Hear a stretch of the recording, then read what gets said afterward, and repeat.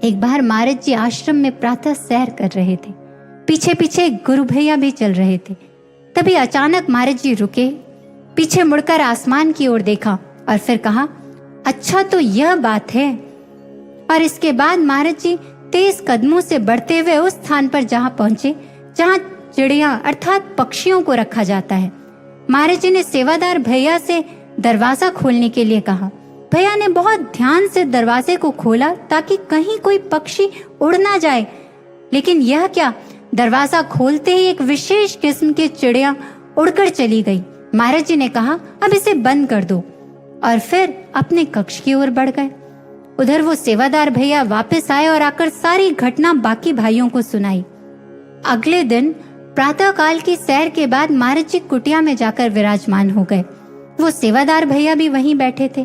तभी बहुत दूर से एक परिवार महाराज जी के दर्शन करने आया। उसमें सिर्फ माता जी ब्रह्म ज्ञानी थी, बाकी 3-4 सदस्य गैर उपदेशी थे। और माता जी के हाथों में एक पिंजरा था जिसमें एक छोटी सी चिड़िया थी। उन्होंने वो पिंजरा लाकर महाराज जी के चरणों के पास रख दिया। महाराज जी कुछ देर तक उस चिड़िया को देखते रहे, फिर सेवादार भैया से उस पिंजरे को खोलने के लिए कहा। जैसे ही पिंजरा खुला, वो चिड़िया उड़कर महाराज जी के हाथ पर जाकर बैठ गई। महाराज जी ने उसे स्नेह करते हुए कहा, सेवा करके आई है ना तू, बहुत थक गई होगी, काफी समय लगाना जाने में। इधर ये सुनते ही वो माता जी रोने लगी।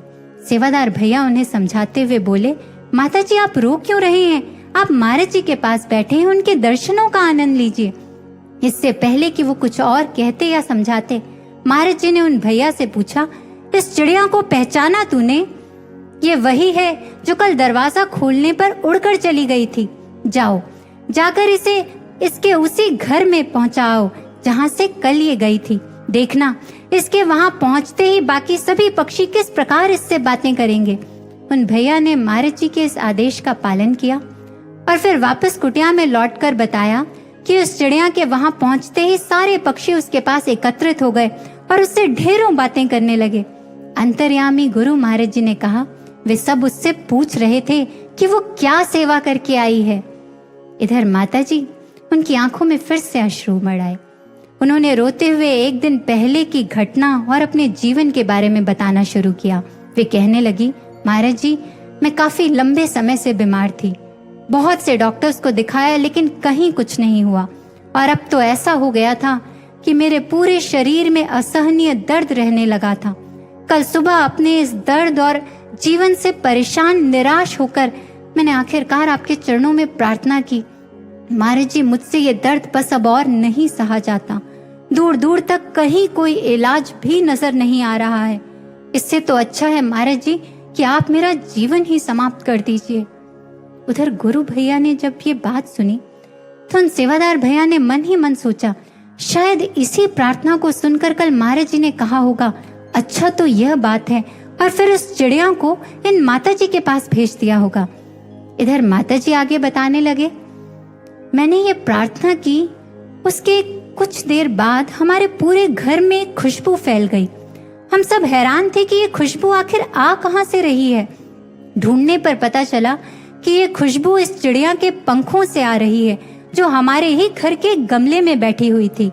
बच्चे उसे दिखाने के लिए उठाकर मेरे पास ले आए, और जैसे ही मैंने इस चिड़िया को अपने हाथों में लिया, मेरा सारा रोग न जाने कहां गायब हो गया।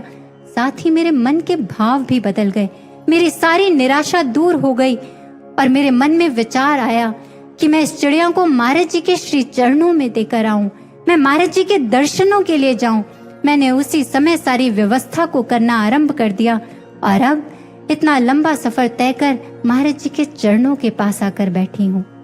गुरु भक्तों, इस घटना को सुनकर यही विचार, यही भाव उमड़े।